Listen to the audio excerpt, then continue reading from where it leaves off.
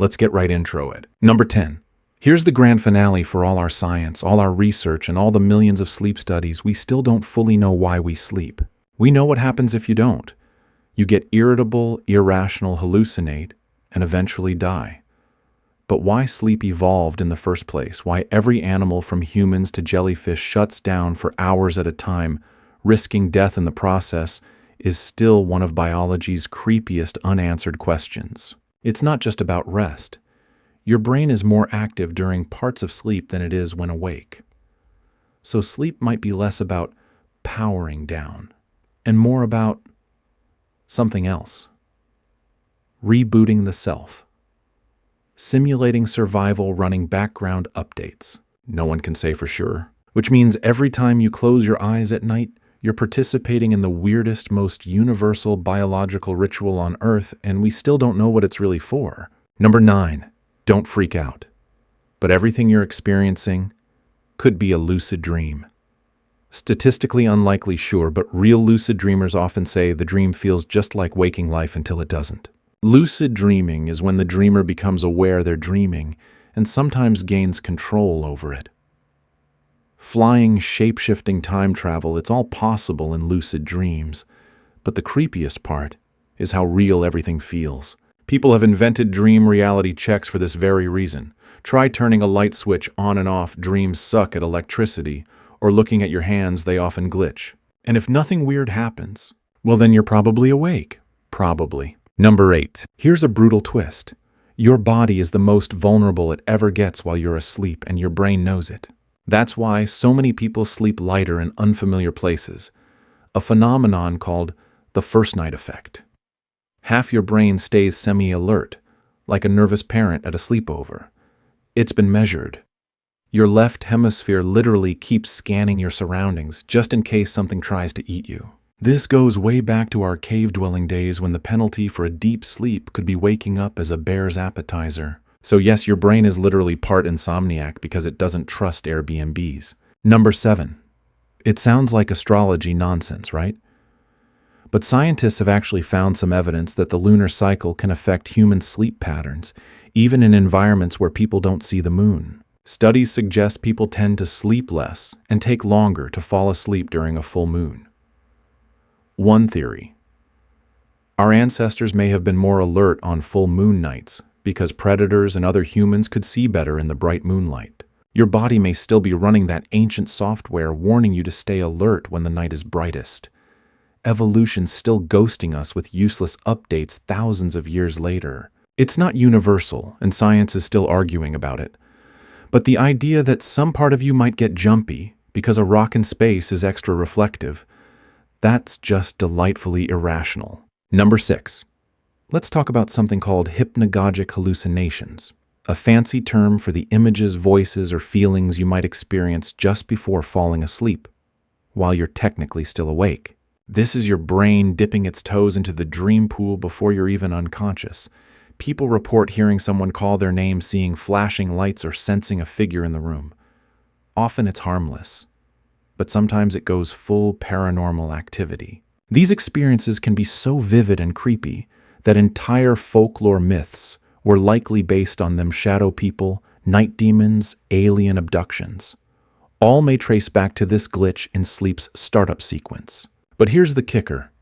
If you start having them often while fully awake, your brain might be throwing up a flare about something deeper, like narcolepsy or extreme sleep deprivation. In other words, dreaming while awake is your brain's way of saying, hey, things are not okay in here. Fun. Number 5. You've had it happen. You wake up from a vivid, almost cinematic dream. Maybe you were solving ancient riddles with Albert Einstein on a spaceship powered by coffee, and within 30 seconds it's gone. Like it never happened. You try to chase it, hold on to it, but it vanishes like fog. This isn't just forgetfulness. It's a feature built into your brain's wiring. Dreams occur mostly during REM sleep, a stage where the hippocampus, the brain's memory-saving hard drive, is barely functioning. Your brain is generating these bizarre narratives, but it's doing so with the memory center on airplane mode. It's like recording a movie but throwing out the tape before the credits roll. Scientists think this amnesia might actually be protective. If we remembered every single dream in vivid detail, we might start confusing dream memories with real ones, blurring the boundary between what's real and imagined. For some people with certain mental health conditions, that does happen, and it's terrifying. So yeah, your brain is gaslighting you for your own good. And that's just normal sleep. Nothing pathological. Just the factory setting. Number 4. There's this romantic idea that dreams help you work through your feelings. That they're little therapy sessions hosted by your subconscious where your brain gently unpacks emotional trauma using metaphors involving staircases and penguins. Yeah, not quite. In reality, some dreams do help you process stress. But just as often, your brain decides to take your worst memories, throw them into a blender, and serve them up as a nightmare smoothie. Repeatedly. For years. There's a reason PTSD often comes with recurring nightmares. The brain's REM cycle is supposed to de-escalate emotional memories by reactivating them in a safe environment. But in people with trauma, the emotional volume knob gets stuck on max. So instead of healing, your brain re-traumatizes you like it's binge-watching your worst moments on repeat. And even in non-PTSD cases, your dreams don't always help. Sometimes they're just emotionally manipulative garbage, like making you cry over a dream breakup with someone you've never met. Then you wake up sad, but with no explanation, like getting dumped by a ghost. So while your dreams might feel deep, sometimes they're just your brain stirring the pot and yelling, "Feel something." Number 3. While you're dreaming about flying over cheese mountains or arguing with your childhood dog in fluent German, your brain is doing something else. It's actively suppressing your awareness of the real world. That's not a bug. It's a feature. Your prefrontal cortex, the part of your brain that does all the logic and critical thinking, basically goes on vacation. Meanwhile, your visual and emotional centers are turned up to 11. This is why your dream logic goes, "Obviously, I'm in my high school gym, but it's underwater and my ex is there dressed as Abraham Lincoln." Makes total sense. And your brain just rolls with it. It doesn't question anything. You could grow a second head mid-dream, and your dream self would be like, "Cool, now I can wear 2 hats." This isn't just weird, it's disturbing, because it shows how easily your brain can be hijacked into accepting total nonsense.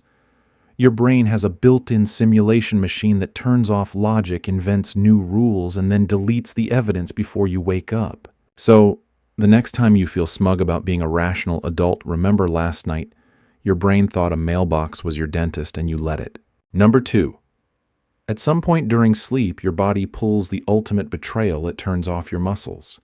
Not metaphorically, literally. Your brain disconnects from your body like it's trying to avoid a group text. This delightful feature is called REM atonia, and it's there to stop you from acting out your dreams because apparently sleepwalking into traffic is frowned upon. But here's the fun part. Sometimes your brain forgets to flip the switch back on. That's when sleep paralysis shows up. You're awake, your eyes are open, and you cannot move. Oh, and your brain, helpful as always, decides now is the perfect time to hallucinate demons, shadow people, or that old lady from your nightmares who smells like mothballs and trauma. This isn't rare. Around 8% of people will experience sleep paralysis in their lifetime, which means at some point, there's a non-zero chance you'll wake up and meet Satan's intern crouched on your chest. It's like your brain said, "Hey, what if we combined claustrophobia, night terrors, and betrayal into a single experience?" You're welcome. Sleep, the gift that keeps on horrifying. Number 1. You lie down, close your eyes, and drift off peacefully right-wrong. What actually happens is your brain starts throwing what can only be described as an electrical rave without your consent. Scientists call this sleep spindles and slow-wave activity, but let's not sugarcoat it. Your brain is short-circuiting like a vintage fax machine possessed by a ghost. During deep sleep, your neurons start firing in synchronized waves, almost like they're doing a badly choreographed group dance. These waves are so intense, if they happened while you were awake, doctors would be running tests for epilepsy. But in the weird alternate universe of sleep, this is considered healthy. Why does this happen? Apparently, it's your brain's way of consolidating memories and scrubbing emotional gunk off your hard drive. Except it does it by blasting your circuits with synchronized chaos. It's like trying to clean your house by setting off fireworks in every room. So, yeah, every night you essentially go unconscious while your brain does a mild impression of a seizure, and that's just the beginning of normal. Basically, if your brain were a roommate, it'd be blasting EDM at 3 a.m. and calling it self-care.